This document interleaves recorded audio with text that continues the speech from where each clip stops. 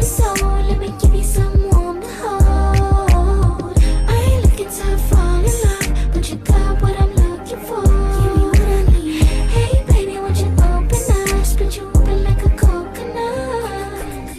Hey girl, can I open up? Think it's about time for me to fall in love. I know nowadays it get hard to trust. Me and you together is what God So wants. excited to Boy, you meet gotta keep your guard up.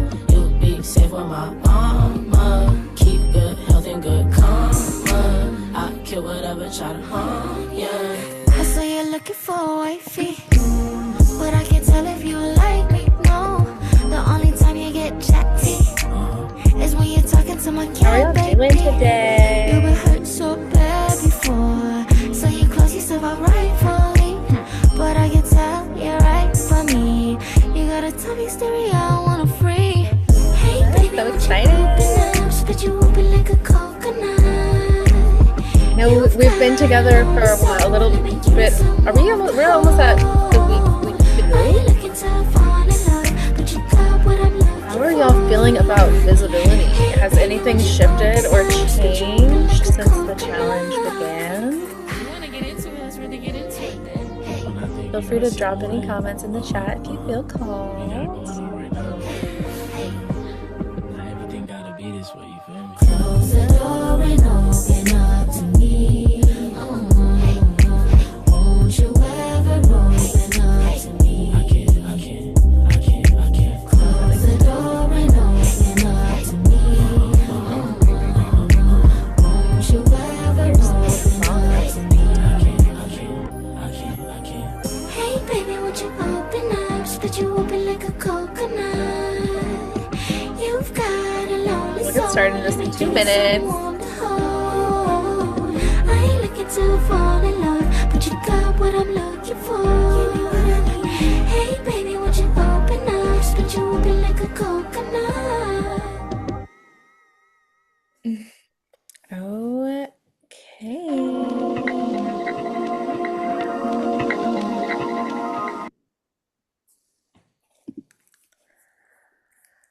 Well, Care, welcome to Thank the you. Sick of Me challenge. It's been a really fun experience so far seeing folks take up space. I know that many people have shared, feeling like their relationships to social media already alchemizing, maybe becoming easier, maybe becoming even harder in some ways, given, everything that's happening. Like how do we continue to show up and do our work in the world? And there's been a lot on people's hearts. I feel like we don't recognize how personal this work is, where we're like, it's Mhm. just posting, it's just Instagram, it's just whatever, but it is really emotional and very felt. Like it brings up so much, it can bring up so much trauma, it can bring up all of the things come forward when you're just like, I'm just trying to post. Why am I thinking about my fucking middle school bully? Why am I thinking about my mother who always put me down? Why am I thinking about all of these number of things? But so it's so vulnerable, and I'm so grateful to have you joining us in this space to share a bit about your own experience, having grown so much and grown so much out loud. Um, it's been just amazing to witness your own visibility journey and how your community has grown and your work has grown. And how have you handled all of this, like somatically? Yeah, I just want to learn all of the things from you. So I'm really excited, super grateful that you, um, yeah, are coming to just bless us with your genius and your magic. And I'm gonna let you take it away from here if you're ready to go. Yeah, thank you for welcoming me. It's a pleasure being here. I mean, first I want to say I really want to hear about you all, and it's great that it's quite a small group so that potentially, I mean, there's a lot of, I put a lot of reflection question at the end that I will potentially send to Capitolia so that she can send it to y'all. But I would love to hear also how y'all are feeling. And it's great that you talked about the school bully and the mom and everything, because that's my shit. I love to talk about like what is this reminding you of? That's my work as a somatic practitioner. So I'm a Scorpio moon, so we're gonna get into the deep end. Just put your bathing suit on. We're gonna jump into it. Because I mean, I'm sure Captain has told you, but visibility is not, business is the most personal thing and the most spiritual thing ever, especially for people who haven't been, raised in an environment where, entrepreneurship was just normal and like just a normal job. So I'm guessing for most of you, for all of you, this is not what you were expected to do. So it's hard because being the first one, being the only one brings up so much. And this is what we're going to look at today. So I would love to hear how you have been feeling so far. I thought you would start the 1st of February, so I didn't understand. Did you start on the 15th of Jan? Is this what it was? Yeah, I think we started on the 15th. If we started on the new moon. Hmm. Okay, And so then it's gonna now, end on like the 9th or something. okay, so you have already been showing up to social media for most of you, is this correct? Trying to like show up every day? Mhm. Yeah, it's been interesting. I gave people some room. A lot of folks are showing up every day. Some folks not every day, but keeping consistent and like keeping like the pulse alive on their presence, keeping the connections alive and just committing to showing up more, bigger. Yeah. Yeah, yeah, yeah. Okay, perfect. Okay, well, I have a presentation for y'all because I'm a visual person. So let's look at visibility as an intimacy wound. I'm going to present because I know it's better for y'all. Okay. So what we're going to look at today is like visibility and as an intimacy wound. We're going to look at survival strategies because visibility for a lot of us can be traumatic, or can be danger for a lot of us. We're going to look at micro actions that build agency and putting it all together. And you have a lot of reflection questions. We're not going to do all of them. It's impossible to do this. We have 1 hour. Is this correct, Capitolia, or two? 1 hour, two? However long you would need and want. Okay, cool. Well, Like if it's you 9 want p.m. to now. gift us with more of your time, I'm very open to that, but like it's totally up Okay, to you. I'm it's very open. open. Cool, cool, cool. Okay, amazing. So it's 9 p.m. here. I live in France, by the way, just so y'all know. So I'm happy to stay to answer any questions after that. Okay, who I am. I'm a somatic practitioner, I'm a doula, I'm a writer, I'm an educator. I created Erotics of Liberation and Liberation Practice Field. That is the 1 year program that teaches the somatics of abolition. And it's the first somatic program that has Black and Brown queer, mostly queer teachers, folks only. I say this just because, I started on Instagram and I never thought that now Erotics of Liberation is actually a company that pays me. Like my baby is now the man in the room, and that's really interesting for me. It's completely. I mean, it's amazing, but it's also another set of troubles. Honestly, we always want something, thinking, oh, it's gonna be amazing once I get a car. I will be able to drive anytime, and I will be able to just be free and not wait for the transportation. I live in Europe, so we have transportation here. So um, and then you get a car, and then you realize, oh, but there's insurance, and I could get into a car crash. I could kill people. I could kill myself. You never get you never think about the problems that will happen once you're there, because that's what we do as human beings. We're just wired to think about going somewhere instead of just being really happy with where we are. So it's great. It creates meaning for a lot of us. I'm a Sag rising person, so meaning is really important to my life. And also, I just want to be extremely clear that problems are forever. So you have problems now. And once you do the visibility thing, you're more visible, there will be other issues that are different. The path between those two things is what is supposed to teach you how to build the capacity to hold those issues at the end of the road. The end is death, by the way, but so you're not, the path, however long or slow or whatever it is, it's great because you can build the capacity to hold the complexity of what is awaiting for you ahead. Okay, I just want to say this. So visibility is shaped by our biography and how we deal with intimacy, by how we were met, how we were not met, when we dare to be ourselves. So I want to get into what's yours. So get into paper and pen would be better, y'all. But if you want to type, there's something about writing for our psyche, that is better. But if you prefer to type, totally up to you. So I have some grounding, self-soothing techniques if things come up. What I would say is, I always say this in my program too, if you're activated, if something's come up, just be activated. There's nothing wrong with that. We tend to, try to push down our feelings to the ground and just try to, stay calm and be like, cool and calm and collected and regulated. This is a huge part of somatics. That's not the type of somatic practitioner that I am. So if you feel something, just feel it, just be with it, don't self-abandon. Okay, the truth is, when we avoid our emotions, we avoid our needs. And when we avoid intimacy, we avoid being met and loved. I hate it, but if we want to be loved, if we want to, be cared for, if we want to be loved, we have to be known. I hate it, trust me, I hate it. But it is the truth. Now, I say this on purpose because you're not looking to be loved on social media. Let's be very clear. You're not waiting to be loved on social media. You're not even waiting to be liked. Like when people don't like me, I'm like, I get it. There's parts of me I don't like.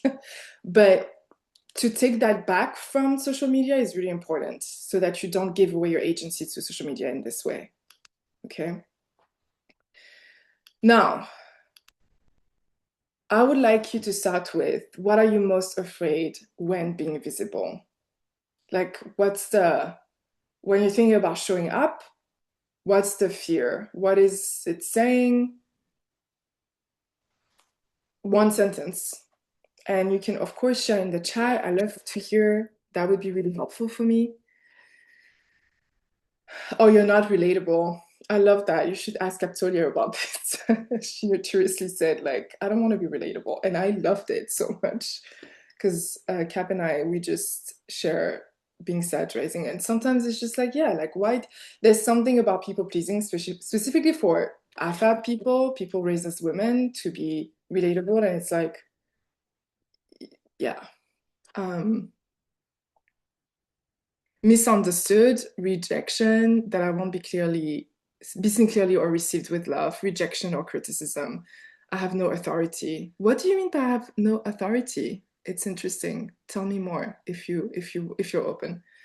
My skin color, my teeth, ew, because I talk about money, the rejection to be aesthetically pleasing. Okay, I have nothing valuable, useful to say, and so no one will be interested. Okay, so please write this down, because that we will be using that for the rest of the workshop. Everything will make sense at the end.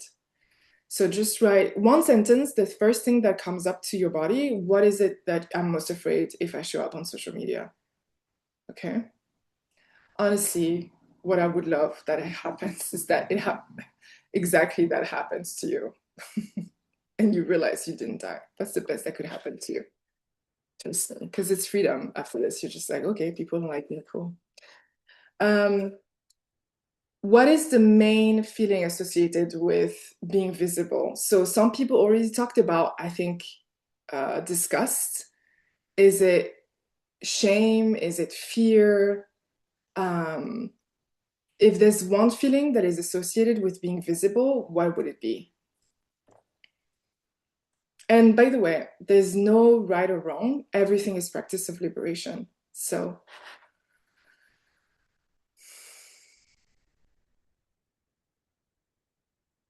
okay, actually, you said, I have no right to speak about what I know or believe. Visibility without armor or credentials feels like an open chest.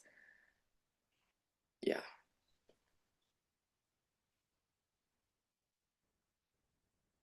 People thinking I'm a fraud. I love this word, fraud. Powerful, being revealed, pressure to have to keep on performing. Yeah, so write it down because we're going to use it again in the workshop. And write down when you see this first sentence, what am I most afraid when being visible? What is coming up in my body as a feeling? Is it shame? Is it fear?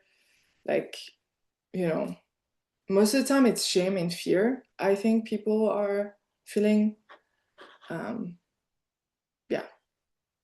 Embarrassment, absolutely. Okay, so we're going to talk about shame because that's one of the biggest. I love shame so much. You have no idea. I do think that shame is where creative genius lies. But let's get into that. So shame, I'm a somatic practitioner again, so I see everything through the lens of somatics in the body.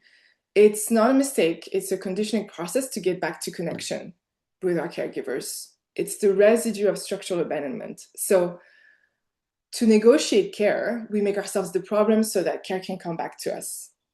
What I mean by this, I'll give you an example, is I'm a trans kid and my parents are transphobic.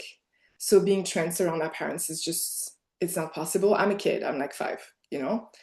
And I understand, I feel kids are extremely sensitive. They feel everything, they understand everything before they can put words to it. And that's where often shame comes from for us, is the things we couldn't explain to ourselves, right? Shame, often when I talk about shame with my clients, it goes back to like really early wounds, really early. So it's hard because sometimes we don't even know exactly what happened. So I feel, however, that my caregivers, there's this connection happening when I'm being myself, my authentic self, my trans self. And I feel that. And so what I will do is I cannot leave, right? You cannot leave your caregivers when you're a child. You're not also thinking politically, oh, my caregivers are just transphobic. They're just bigots. Like, oh, you're not thinking like that. You're thinking, I'm not liked and I'm losing the connection to my caregivers. For a child, it means life. Like you can't live outside of your caregivers. So what you will do, which is so smart, you will think, I'm the issue. Therefore, it leaves the possibility for you to change this. It's really like a solution-driven, survival strategy is I will take that on so that I can change that and I can stay in connection with my caregivers, which is the only way for me to stay alive. Since we've associated need with shame, because, often it's the need that is shamed, like the need to be seen, the need to be congratulated, the need to be loved, the need to be met, whatever. The body fires shame before the decision, before the being visible, before the logic happens in the body. So if you've done this, association, the brain works with association. So if you've done this association for extremely long, you don't even realize that is what is happening. It happens in your body immediately, right? So I'll give you an example again. If I was shamed for crying because I was raised as a boy and I was told boys don't cry, and I was shamed over and over and over about crying, showing my emotions outside of anger, then at some point, 20 years later, the second I want to cry, it will become automated. I will stop the crying. And I won't even realize this in my conscious awareness. It would just be something automated. It would have become a habit. So we're thinking about visibility here. I want to say this because, sometimes you're on social media and you see people and you're like, can we bring back shame? Like it happens to me too. But I know shame is never conducive to change. And so for us to change anything, we need to be able to speak and face the truth. So we avoid instead of facing the wound because there's nothing we can do about shame. Shame is about inherent worth. Shame says, I am wrong versus guilt, if you've done something wrong, is I've done something wrong. Guilt is much more, brings much more change than shame does. Visibility avoidance is not irresponsibility, it's about survival often. So nothing about your relationship to visibility is a personal failure. It is a somatic response to your biography, personal and political, and you can repattern it. So I say personal and political because you might have like personal stuff that happened to you that made you understand, oh, visibility, danger. And those two got associated in your brain. But also politically, I mean, I'm thinking about if you were born and raised as a girl, I live in Europe, so that's the thing that I always use, like, the witches being burned, witches, they were just women without men. So it's just like, what are you doing? They were burned. Like we learn, like as a collective, that women, femmes, people that are not cis men who speak up will basically be burned. So your body is quite right for saying like it's not so safe to be visible. Your body is not lying to you. I'm not gonna, like, this is the truth. Now, the survival strategies that you have learned to cope with the danger around visibility. So maybe you've heard that there's like fight, flight, freeze, fawn, and dissociate, those responses when we face trauma. Now, those are responses based on the visibility. So I want you to listen to me and write down what are the things that you do. So fight, when you fear visibility, would turn as control. So you overcreate your presence, you perfect captions, you intellectualize absolutely everything you share, you police your tone, you imagine what other people are going to say and critique you for. You even come up with all the things that, well, but maybe you're going to think that, and but I already, like you come up with all the things that people could say about your content. You're trying to dominate perception so no one can misread you. That would be the fight response for visibility. The translation to this is, if I control how I'm seen, I won't be hurt by being seen. So let's see, who is this person in the room? Are there any fighters? I'm a fighter for sure. In conflicts, everything, I'm a fighter. I really don't like avoidance, so I tend to just like go immediately into it. But yeah, okay. Now flight. Visibility as escape. So you start accounts and abandoning them, or you start posting and you abandon, or you start posting intensely and then you disappear. You're constantly rebranding, moving platforms, changing aesthetics, languages, sharing drafts instead of finished work, leaving before anyone can really respond. Translation is, I'll stay visible, but never long enough to be known. You can also share, but not the core thing of what you really want to say, because you're like, this is gonna, or you never speak from the I.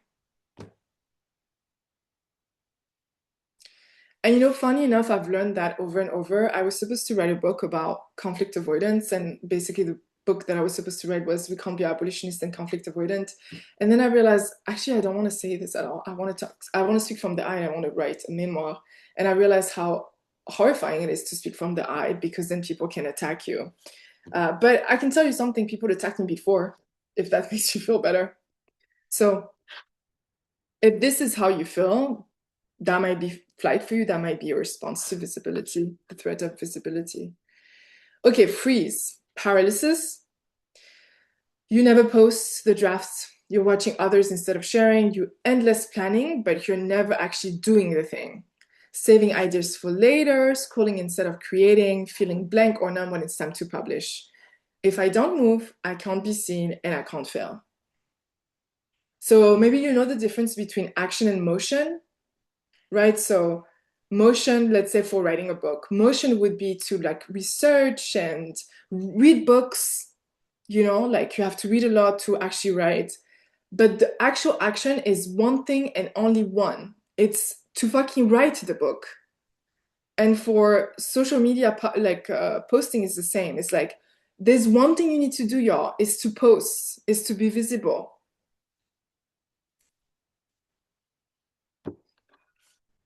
It's one thing. Everything around it is motion. It's not action. I love that you feel overwhelmed by your multitudes. That's really amazing. That's queer of you. Fun. Visibility as self-erasure. So over softening your voice, disclaimers everywhere, minimizing your insight, asking permission to speak, posting only what's palatable, likable, already validated, thanking people for crumbs of attention. One thing that I see also is, I was at one time at this like social media thing, and the person was literally telling us that if you want to have views, you should just create content that makes people angry, like angry making content. And a lot of people do that. A lot of people do that. That's not my jam. I want to bring something that people, leave my page with some kind of tools, or I don't feel alone in this or whatever. Rage baiting, exactly. Thank you. And it's true. If you look at numbers, rage baiting is the best thing you could do for numbers. But you know what also would happen, y'all? You will attract rage baiting people, rageful people. And in your spaces, if you want to, teach, if you want to do anything that is like, it's going to be horrible. It's going to be horrible to be there. So the person that you are, you're going to attract exactly that in your spaces. Translation of this is, if I make myself easy to consume, I won't be punished for existing. Okay? Okay. The last one is dissociation, visibility as disembodiment, checking out when it's time to pose, zoning out while planning or sharing your work, scrolling without taking anything in, fantasizing about being seen without actually showing up, feeling like visibility belongs to other people, not you, living outside the body as a way to survive the overwhelm of being perceived. Time slips, drafts vanish, momentum dissolves, the world and your own voice feels far away. And the translation of this is, if I'm not fully here, nothing can land on me. That's dissociation, right? You leave the body because it's not safe here, and then you'll come back when it's safer. So, small moment to like ask, what do you think you are? Have you figured out which one? You can obviously, maybe you're using all of them, but maybe there's a big one that you use as a survival strategy. Maybe there's, fight, or maybe there's flight, and then the second is dissociation or fawning. What would be your biggest one and maybe your second? I'm going to go back just for you to see the 4 ones. So visibility as control, you overmanage. Escape, you don't do it. Paralysis, you have the content, but you don't post it. Self-erasure, so you post, but you give what you... People-pleasing, basically. You're a people-pleaser. And then dissociate, so you leave your body once you're supposed to post because it doesn't feel safe to be here.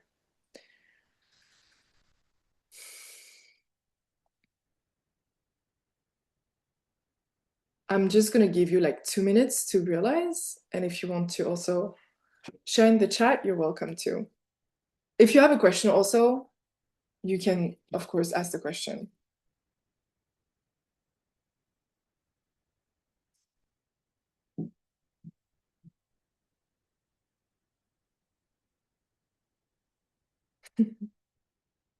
You freeze and dissociate. I love that. Okay. Is everyone quite clear on their survival strategies? It's going to be important also for the rest of the workshop. I post and don't check for hours or maybe next day. Is that dissociation? Well, I would ask you other questions based on that. What is it that you post and then you're like, you avoid your phone? I would say more like flight.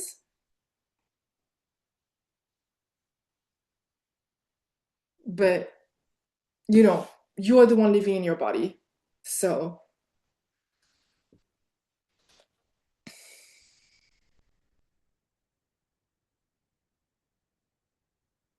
okay, sounds right. Perfect. Cool. Then we'll move on if nobody has a question. Okay. Now, the problem with people in judgment is that the threat is never no longer. For trauma strategies, for survival strategies, to stop, it would mean that the threat is no longer. The problem is people will always judge what you do, what you don't do. Is just part of being a person, is people have opinions. So we don't get respite from judgment because of what it activates in people. I'm sure you know this already. Survival strategies are about survival protection. They're not about thriving. So they might allow you to survive until now, but they're not allowing you to thrive. And that's what I want for you. That's what you deserve. Authenticity means leaving coping behind. If there's one thing that you keep from this workshop is this is authenticity means leaving coping mechanisms behind. Okay? Becoming curious, because curiosity is the opposite of trauma, about our survival strategies, our coping mechanisms, allows us to understand the need underneath.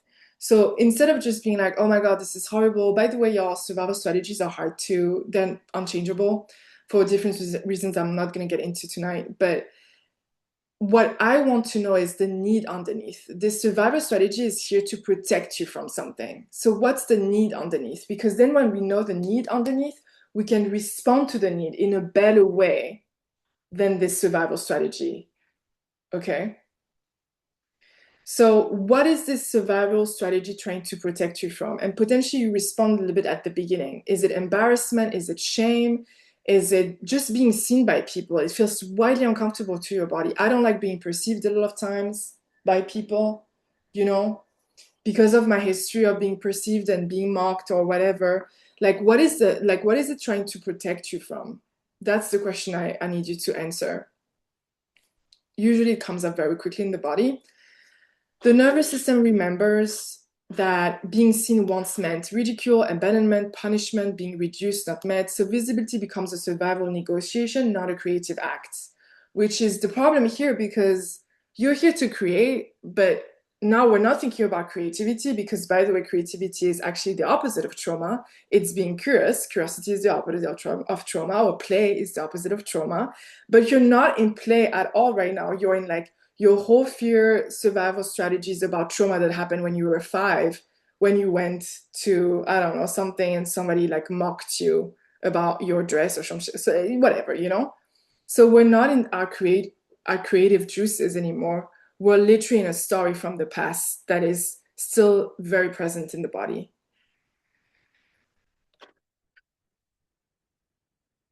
Hate being perceived but want to love it. Okay, Danica, what would happen when you love it? Why do you want to love it? That would be my question.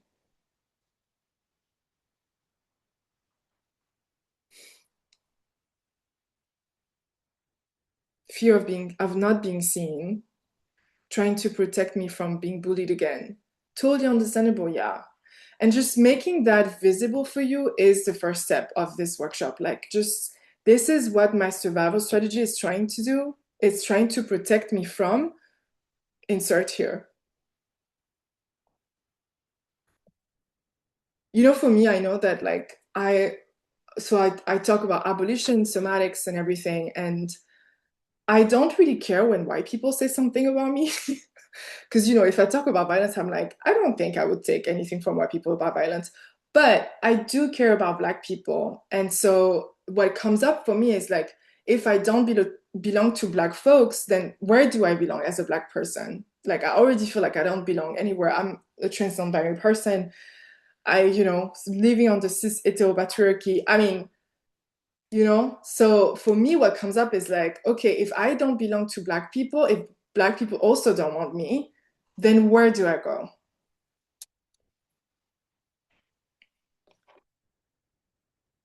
Very scared of retaliation, being abandoned and misunderstood. Yeah. Privacy. Yes, that's a huge topic, right? I mean, yeah. It's good that you talk about this, Merit, because privacy is also very important, especially on the meta, but physical safety from creeps and bad people, of not being physically safe from past assaults and scary men. You see how the past is showing up here, right? I know that me and my family would be safe, but I feel like I overshare or show too much about me, then it could attract bad people in scary situations. It's most likely unrealistic fear, but it's still there. Well, then if it's still there, it's worth writing down tonight. Let's not judge what we're feeling. Let's just write it down. After this, we're going to actually work on that.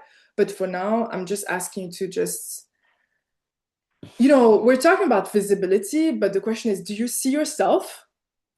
When the fear is coming up, do you just tell yourself, well, it's unrealistic, or do you just say it? This is what I'm scared about, you know? Like, let's just remove the fucking shame and fear around like what we feel. Let's just feel it. Okay? Just feel it.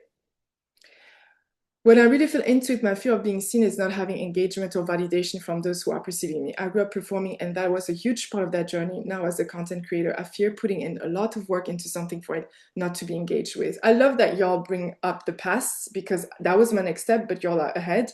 So that's great. I hate being seen as self-absorbed, so try to control how I'm seen to try to avoid being seen that way. I had a mom who hated me. Here it goes. Here it goes. The mom always comes into the chat. Yeah. My mom also doesn't like me, so I feel you. But honestly, she doesn't like herself, so how could you love a child that you pushed out of your regime if you don't like yourself, you know? So write it down. That's great that you already have access to the past and how it's linking to the visibility wound, because that was my next step. Visibility is not about being watched, it's about whether you expect to be met. You talked about this, all of y'all. When the body doesn't trust meaning, it chooses control, disappearance, paralysis, likability. It's all brilliant, it's all protective, and it all has a cost, you know, because we live in a universe where gravity exists, you know, so everything has consequences. I mean, I could drop my pen and it would stay in the air, but if I drop my pen, it goes down. So if you do something, it has an impact. If you don't do something, it has an impact. Everything has consequences all the time. Don't want to be scary, but it's the truth. So now what I want us to do, you've already started doing this, but meeting the shamed child within you for being visible. So I want you to write one memory that is, okay, I'm going to actually stop sharing because I don't want y'all to read too much. And it's actually less interesting if I, okay. Okay, so I want you to take your pen and paper and I want you to, you know, there's a person who asked me once, who are you really? And what I mean by this is, you know, this person was like, I'm still this, I don't know, 10-year-old person who was shamed by their family. Who are you? And I thought about it for a little while and I was like, oh, I'm still the 8-year-old who has been shamed by their mom. And so what I want you to do is to write down a memory about visibility, about being visible specifically, that you feel is really close to you about visibility that potentially comes up. So I'll give you an example. I mean, I'm always thinking about visibility, obviously.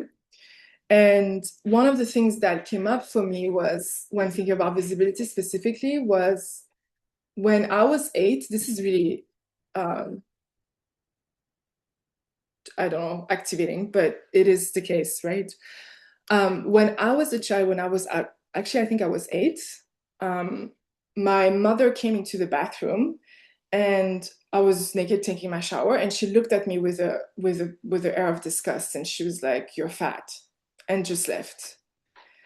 And this has been really like burned into my brain, this memory. I kept it, I mean, until now it's very present. And I only realized until very recently that it was still present. It was still, I'm still this child of 8 walking into the world thinking I'm disgusting. Like it's so present. And of course, you know, so many things have been added.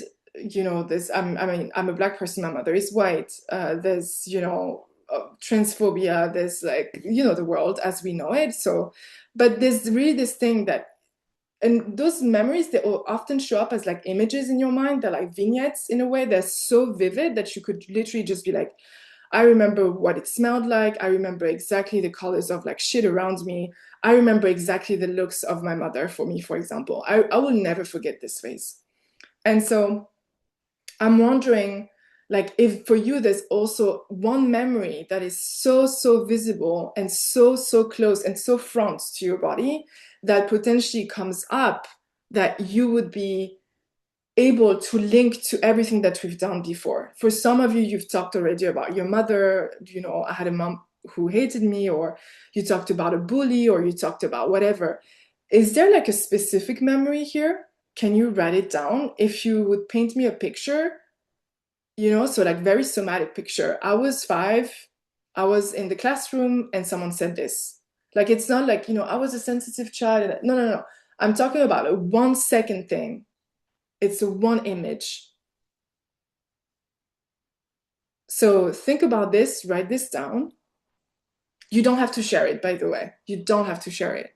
I share it because I think it's also practice of just like creating distance with this memory for me, and just realizing like I don't, because shame is really about, you know, it kind of dies when you put light on it.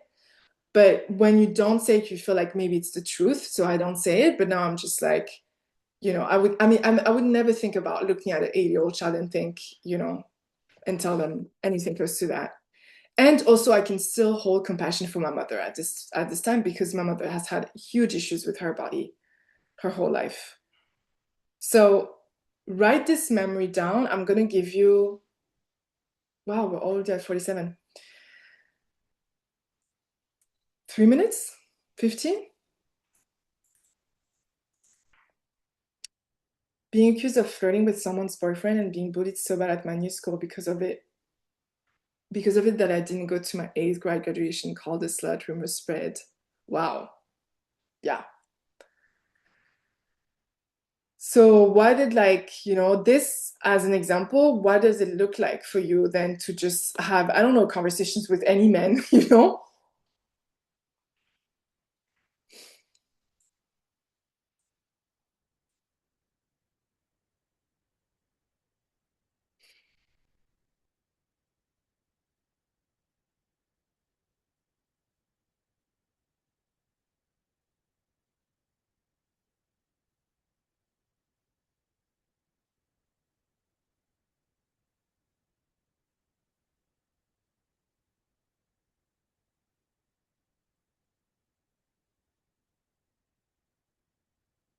So write it down. And if anything comes up, just also, you know, part of visibility is like being visible to yourself. Just being really clear that not abandoning, just being able to hold that it's difficult to hold potentially this memory.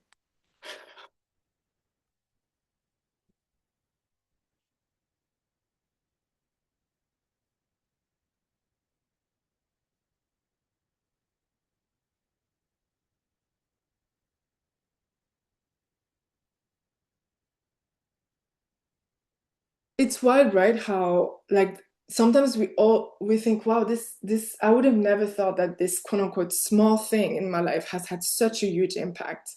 And that's why bringing it up and just writing it down, it makes it conscious to you. That's why I love journaling so much, because you excavate something that you, if you let it in your brain, you would think, oh, it's nothing. Like, what would I think about this? But it's not. It's not nothing. If it's still in your body, it's not, and it's fine.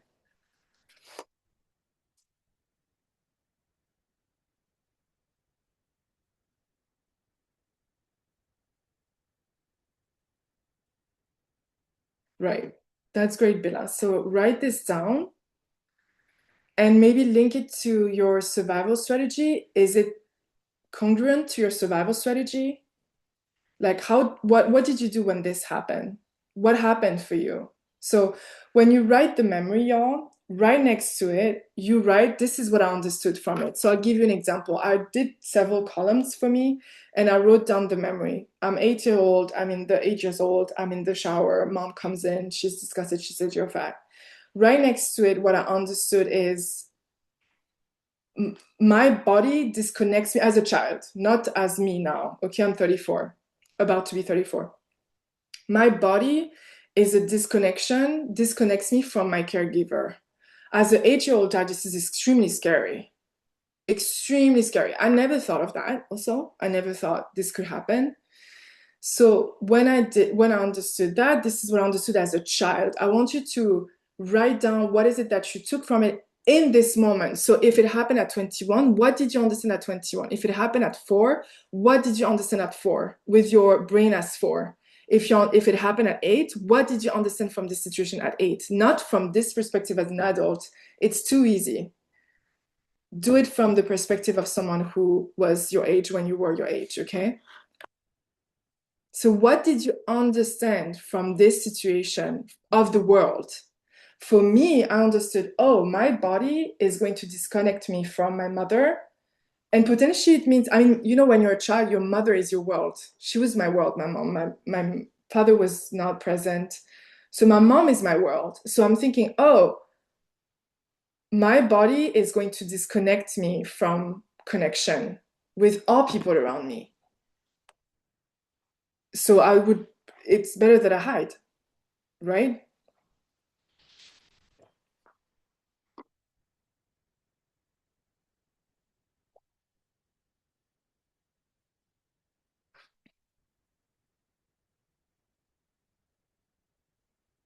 That's amazing, Carly. Write it down.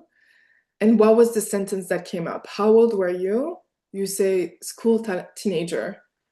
So do you remember maybe the exact age? And what did you understand from this? Like a sentence, but at this age as a teenager, not at your age now.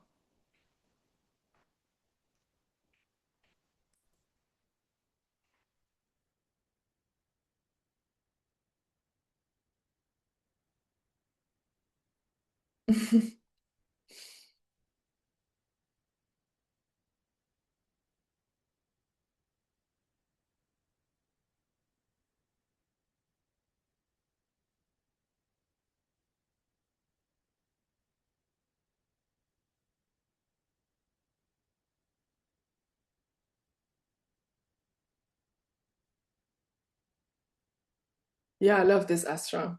And I love your work, by the way. I had a reading with you once. I don't know if you remember about locational astrology. So yeah, like from that, what did you understand when you were 8? Not now. When you were 8, what did you tell yourself that it means about the world and you connecting to other people and being visible to other people? Because we're thinking about visibility tonight.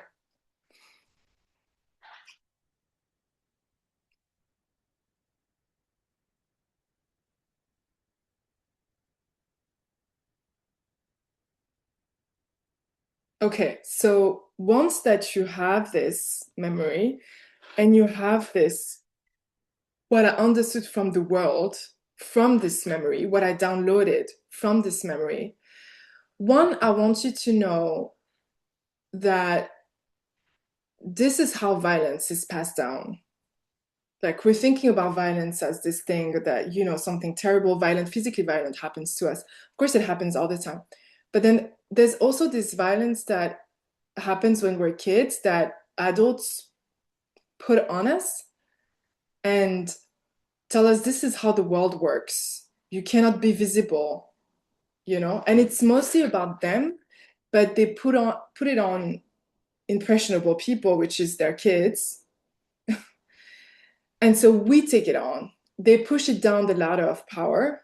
Kids are the most, I mean, you know, I almost want to put kids as like a marginalized group because you kind of see the health of a society based on how people treat kids.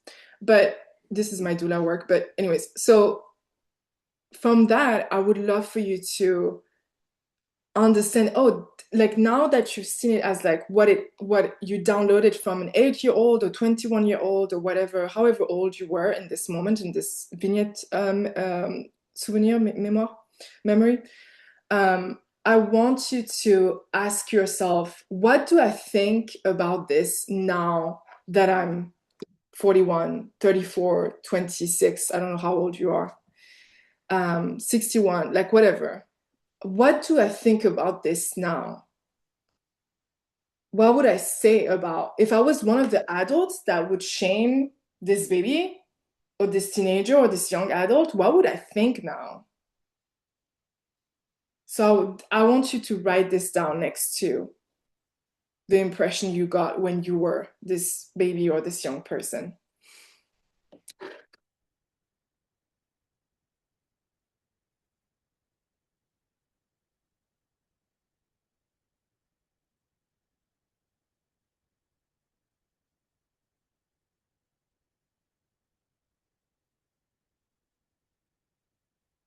So for me, with this 8-year-old thing, now I'm thinking, "Oh, this is so sad that my mother felt this way about herself and then felt like, it's almost, especially with women, the way my mother was born in 1960. So, she comes with all the shit that I'm sure she has dealt with a lot of shit.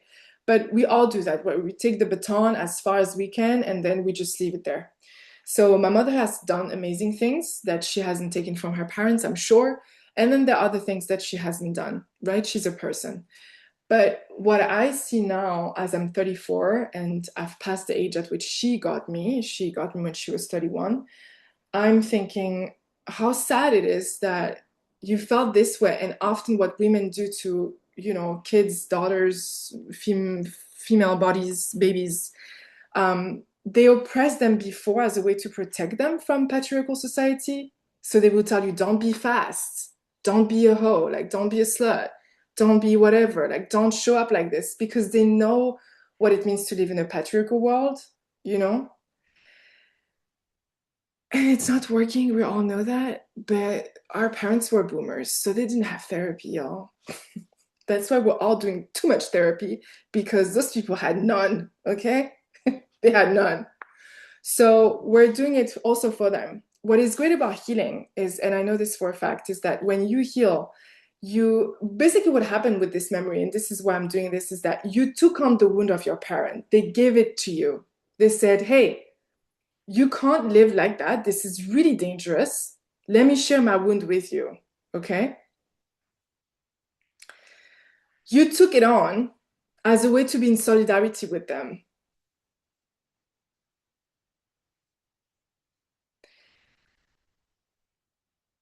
But solidarity doesn't happen with wounding, it happens instead of healing.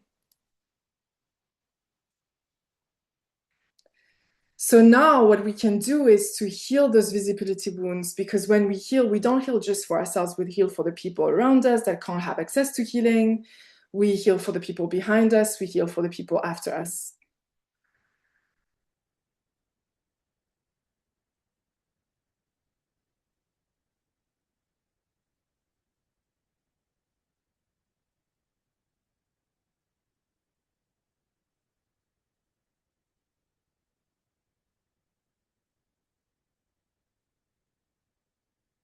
Okay, so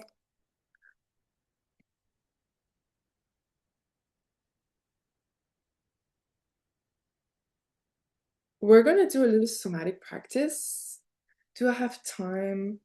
I want to. Okay, we're gonna do that instead, and we'll see after, because I want to answer questions if there are any. Okay, so now I'm gonna again ask you to write, and this is a contract with yourself and you.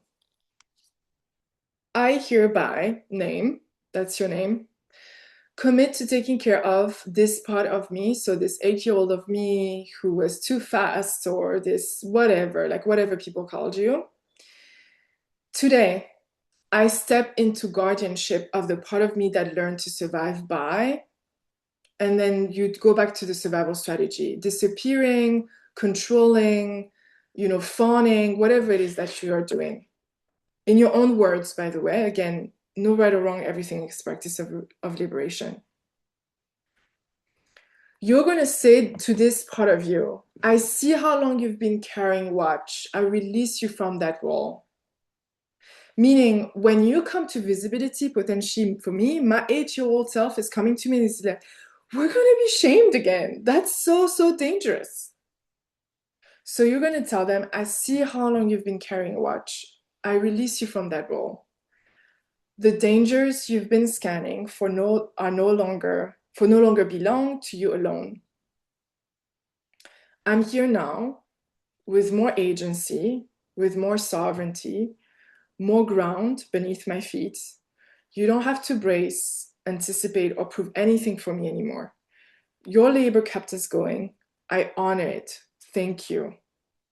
From here on, my job is to protect you. So it's not the 8-year-old or the 21-year-old or the 13-year-old who's like riding the car. It's you, and this person is on the passenger seat. And they have every right to feel all the feelings they have about being visible, because fear is always important to listen to, but they're not driving the car anymore. People can say whatever the fuck they want about you on social media. It's not like, okay, they have an opinion. Everybody has some. And it's so easy to type something on your screen when you're not showing up, right? And also, what we can bring as compassion to them is their 8-year-old is showing up to your comment section. Their 13-year-old who's like, how dare you show up? I don't show up. How dare you show up? So that's their part that they have to take care of in therapy. That's not yours to carry. They're trying to share the load of this harm with you, but it's not how it works. Okay? Your job, this part of you, this 8-year-old part of you, or 13 or 21, your job is living. You're free to move toward what delights you, to rest when you're tired, to take in what sustains you without apology. And I will return to this promise daily until your body, believes me. So I want you to write, I'm going to send the slides to Captolia, but I want you to write this down. So I'm going to go super slow. I hereby name, commit to taking care of this part of myself, this wounded part, whatever you want to call them. Today, I'm serious, like write it down, y'all. I'm serious. I step into guardianship of the part of me that learned to survive by, and here you can insert your survival strategy. So fawning or avoiding posting or being invisible, people pleasing, whatever you want to write here.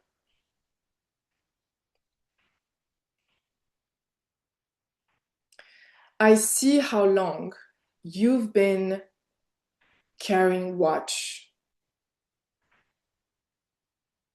I see how long you've been carrying watch. I release you from that role. I release you from that role. The dangers, I also release you from the dangers you've been scanning for, no longer belong to you alone. The dangers you've been scanning for no longer belong to you alone. It's not the role of a 15-year-old child to think about all the ways in which that people are going to think about them. That's not their role. They're supposed to be 15, okay? I'm here now with more agency, more sovereignty, more ground beneath my feet. I am here now with more agency, more sovereignty, more ground beneath my feet.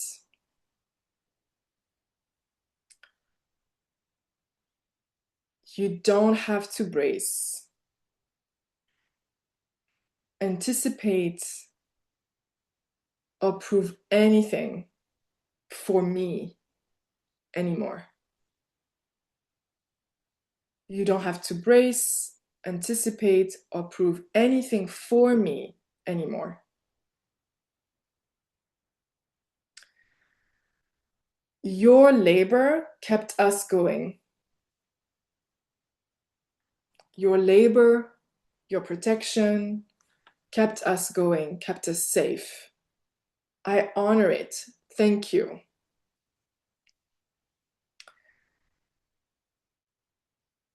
From here on, my job is to protect you. So it's not you protecting me anymore, it's me protecting you. From here on, my job is to protect you. Your job, your job, baby girl, is leaving. Your job is to be free, to move towards what delights you,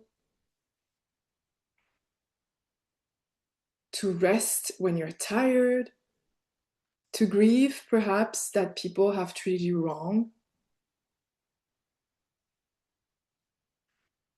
and to take in what sustains you without apology. So I'll say this again. Your job is living. You are free to move toward what delights you, to rest when you're tired, and to take in what sustains you without apology. I will return to this promise daily until your body believes me.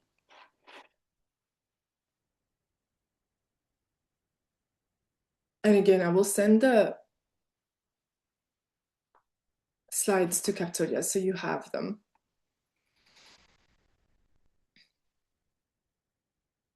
So I will read this one time again. I hereby commit to taking care of this part of myself.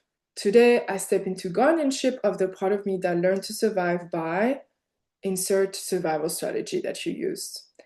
I see how long you've been carrying watch. I release you from that role. The dangers you've been scanning for no longer belong to you alone. I am here now with more agency, more sovereignty, more ground beneath my feet. You don't have to brace, anticipate, or prove anything for me anymore. Your labor kept us going, kept us safe. I honor it. Thank you. From here on, my job is to protect you. Your job is living. You are free to move toward what delights you, to rest when you're tired, and to take in what sustains you without apology. I will return to this promise daily until your body believes me. During this visibility challenge, potentially you have to, read this aloud in your room every time. That's great. Do it. I still do it. Okay. Whenever you feel panic, put both feet down, breathe out longer than you inhale, come back to the memory. This is the part of yourself that is like, it's going to happen again. Recognize this part of you, name them, and ask them to tell you what their fears are. Listen to them, take them seriously. They're right, it happened. Don't gaslight yourself. Read the contract aloud if needed, and then what's the smallest step you can take to ease the fear right now? Write the plan, but don't stay stuck in the motion, y'all. Do it. Do the smallest thing ever, but do it. Okay.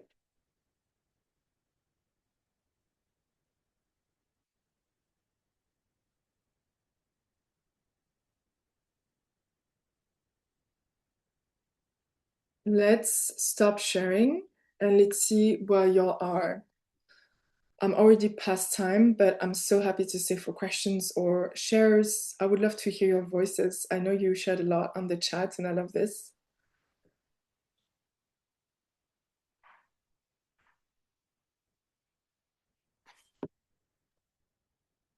Anyone wants to share or ask a question if there's something that you're wondering?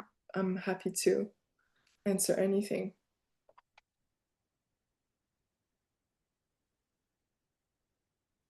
Yes, go ahead, Merit.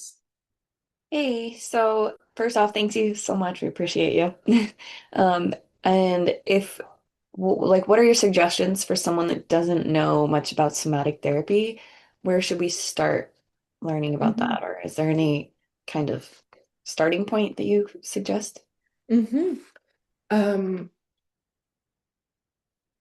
Starting point. Well, it depends how do you like to learn? Do you like reading? Do you like listening? Do you like, what's your way to take in information? Um, Probably kinesthetics, so like physical, like movement, doing things.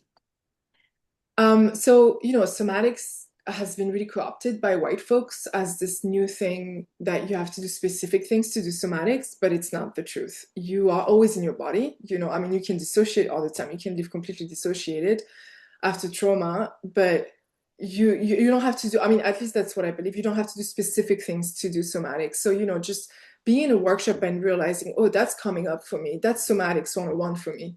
It's like, oh, this memory is really front body for me. It's like at the second I think about visibility, this 8-year-old memory is happening as if it's happening in the room. And one thing about the brain is that we literally are always imagining reality. So if that's why when you think about a memory that made you laugh, you can laugh out loud when nothing is happening around you. So imagining is literally replaying the situation. So that's what happened when you're triggered in a trauma, is like in the situation of trauma. So let's say you were in a yoga studio, you were attacked by somebody, there was incense, burning somewhere. Your body will take in absolutely everything in the room. The scent, the scent is really linked to the brain, the light, the sounds, and it's made on purpose. The body is extremely kind. It's made on purpose so that if it happens ever, your body will tell you it's happening again, run.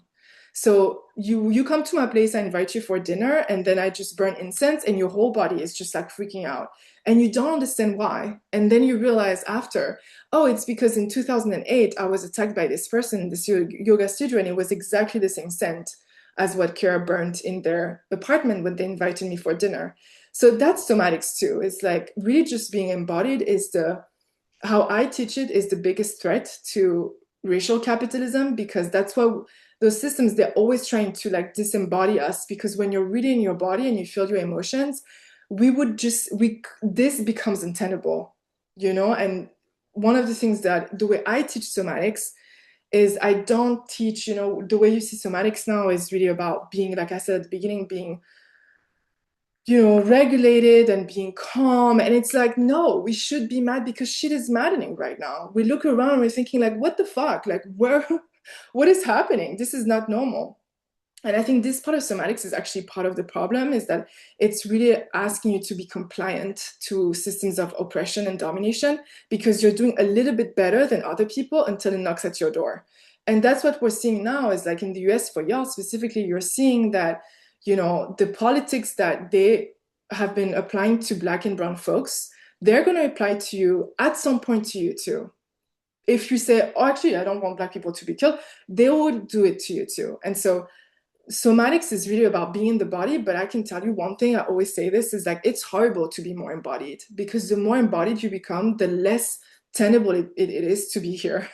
The more you feel like I need to change things. But one of the things that it does and hopefully creates is this need to do something about, thing. And I'm sure that y'all's businesses, they're part of this change, like we don't have to always be on the streets yelling to change things. Sometimes it is that, and sometimes it is, helping Black and brown women to have better finances. I'm thinking about Karen in the room because she was my accountant. But like, it's about, allowing people to recognizing their gifts through astrology. It's like, like it can be anything, but somatics really at its core, it's living embodied enough that you stop gaslighting yourself. And so you can do that alone. You can, of course, learn with other people. I have plenty of resources on my website, eroticsofliberation.com. I also have a Substack. I, of course, on Instagram share a lot, or I used to share a lot.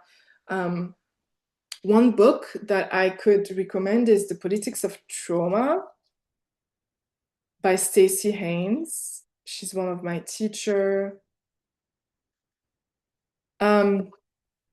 It's an amazing book. It's a hefty book, but it's a really good book if you want to start somewhere. And yeah, seeing like a practitioner is great, but right now I'm thinking about people organizing, for example, in Minnesota right now in the US. I'm sure most of you are in the US. It's a practice of somatic liberation, to be together and feel the rage together, crying together. Like this is somatic 101. Somatics has been created by Black and brown folks to survive white supremacy. And for example, I hate the church as like an institution, patriarchal institution. They've done horrible things to Africa specifically. But when you go to Black church and you see how Black and brown folks sing together, that's what has saved us. Like we've survived because of this. And now white people are coming with like studies about how singing together is good for our bodies. Like, yeah, bitch, we know this. Yeah, being together saves us. Yeah, yeah, we've survived slavery because of this. Yeah. So, the white somatics that you see now, it will sell you stuff that you're just like, it's so obvious. It's like being together is what really saves us. So being with your dog, being with your cat, like co-regulating over self-regulation. Co-regulation happens over 0 to 25 years old. So you have to learn regulation from an adult that can self-regulate from 0 to 25. I don't know about you, but I don't know anyone of the boomers around me who've raised me who can self-regulate correctly. So of course I can't self-regulate. So I have to learn to co-regulate with my friends of like 30, 35, 40, now because I haven't learned this at all. Thank you So, so anyways, much. I of course, appreciate that. Thank you. of course. Sa, go ahead. I just want to thank Capitolia really for creating this whole thing, and thank you so much for everything that you're sharing with us. This is such a blessing. So like my main thing is not being relatable, and I want to dare myself to ask this question from you in this moment. One of the things that is like so fucking strong for me is a sense of guilt when my like and there are I think three things that are killing me.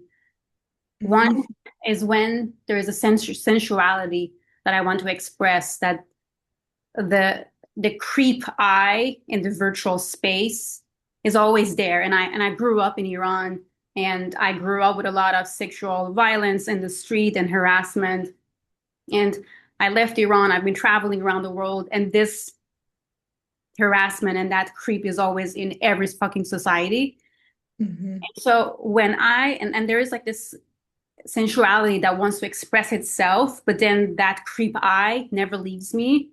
Mm-hmm. The second thing is the sense of guilt when I want to express myself, I want to take space when my community are dying for freedom, or like that sense of guilt. Like, how do we really talk to it?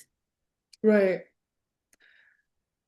Yeah, I love this question because I'm half Congolese, so I have this also very much in my body, like the guilt, the survivor guilt of just having a life that is, you know, to all counts, just so much easier than any of my, just one generation ago. I don't have to go 400 years ago, just my grandparents. Sometimes I look around and I think, this is kind of wild that I live this life. One thing that I can tell you for sure, and this is coming from my Congolese, background, so I can't speak for yours, obviously.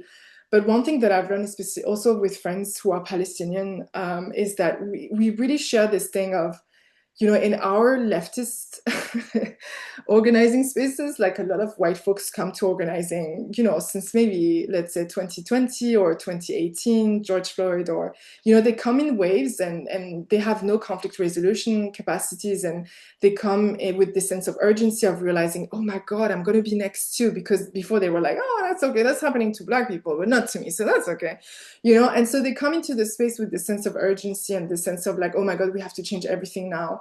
And what I love about being Black is that I have this sense of peace at all times, not because I condone any of the things that are happening in the Congo, but because I know that I was not supposed to be here, and I am. So there's something about this inevitability of my aliveness that drives my work so, so deeply, that I think is bigger than the guilt for me. Now, one thing that I can ask you is it possible in your body? One, I will never ask you to not have guilt. I think it's part of like exactly what I said from the very beginning. Feel what you feel. Stop policing yourself about your feelings. Feel what you feel. You're feeling guilt. That's a fact. Okay.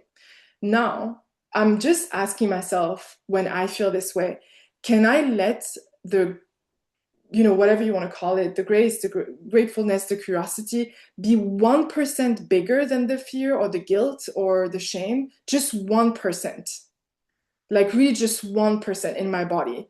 I think one of the best, we talked about somatic practices with Mary just before. One of the best somatic practices that I try to do, is to really hold contradiction as long as I can. So, with conflict, this is what I talk about a lot, is conflict. Can I hold the fact that I really love this person, and also they just said this thing and I want to punch them in the throat right now? Can I hold those two things in my body? Can I hold the fact that I feel guilty? It is not like, you're right. You're right with your body is right feeling guilty about, the situation in Iran. Like, it is not fair that you are safe and other people are not safe because they were born here. A lot of things that are happening is just geographical luck. We didn't do anything better than people. We're not better. Like, that's just not, And so I think there's a sense of humility inside of this that is beautiful, and I want to keep it in my body. However, for me, my grandparents did not do all of that for me to stay small. That's not at all what is happening. If anything, they've done all of this so that I could have a better life and I could go as far as I could, And so, like, I really hold this as close as possible when guilt shows up, because there's something about, even if you look at like I was listening to this podcast and I was like going into this, sometimes I go into rabbit holes because I'm this person who goes into rabbit hole at 3 a.m. for no reason. But there's like this theory that after the Big Bang, the universe should have contained equal amounts of like matter and antimatter. I don't know how you say it. And when matter and antimatter meet, they annihilate each other. So there's absolutely pure energy behind this, like photons and light particles. And if everything had been perfectly balanced, the universe would have been filled with basically radiation and light particles and no matter at all. But something shifted, like there was a shift that happened at some point. And so for reasons that obviously we don't understand, because we have no idea what the fuck is happening, we're on planet Earth and we just have no idea what we're doing here. But there's something that shifted, and it's about 1 particle of matter for every billion particles of antimatter. And that really super small imbalance tipped the scale towards creating the matter. All that you see is because the scale was tipped just this one tiny, like super small shift. This leftover fraction, everything we know from like stars, then we are made out of stars, galaxies, planet bodies, and eventually you. And I don't know, there's something so magical about this for me that I'm just so grateful to be alive. I know like a lot of people, it's also very, in fashion to be like, oh, this is so horrible here and everything. I would never take life for granted because I'm half Congolese. And I know my situations could have been so different. I have a sibling who was born in the Congo. I have 3 actually, but one was, has a Congolese passport. His life is very different from mine. Like, I just could never be. I think inside of guilt and not doing, there's almost this like, I don't know how to explain it, but for me, there's almost this like entitlement, like taking for granted something, because I'm just like, for me, I'm like, oh my God, like I got here, I didn't do anything to get here, and I just want to make it the best, And when you do it, and Capitolia has taught me so many times, like when you do it, there's something about allowing other people to do it despite the creeps, right? There's something about you being visible as an Iranian person that is evidently really important right now, that if you didn't show up, it won't change the fact that, we're like, this planet is ruled by genocidal fucking cis men, until we kill them, like this is whatever, this is what is happening. So it won't change that, but it will change if you do show up, however. it will change something. So that's my 2 cents, like for me. Yeah.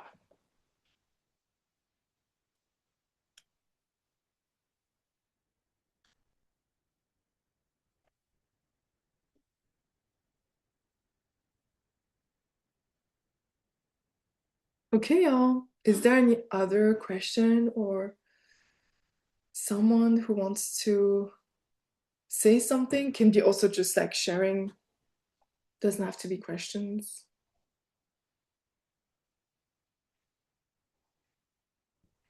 Just want to say thank you so much again. We appreciate you. Thank you for coming, y'all. Well, I hope I get to see you soon and get to see what the visibility challenge does for you. Oh, there's the last question. Is visibility from trauma or is it unnatural? What do you mean by this? I'm not sure. I understand, Alicia.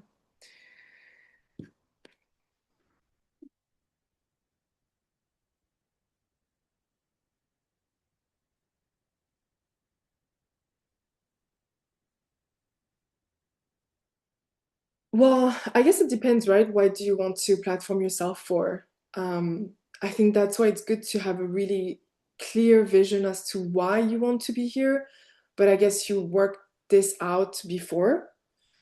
And also, sometimes I think there are desires that are kind of like hidden to us, and so they become visible to us only when we do show up to them. So you're not taking up space that you're stealing from anybody. Um, yeah. However, yes, we do live in a society that is extremely self-centered and self-absorbed. Absolutely, that's the truth. You know, it's like the truth. So. Okay, y'all. Well, I hope I get to see you soon then, and good luck for your journey, wherever you're going with it. Really appreciate you. Thank you so much. Thank you. Thank you. Bye, everybody. Bye.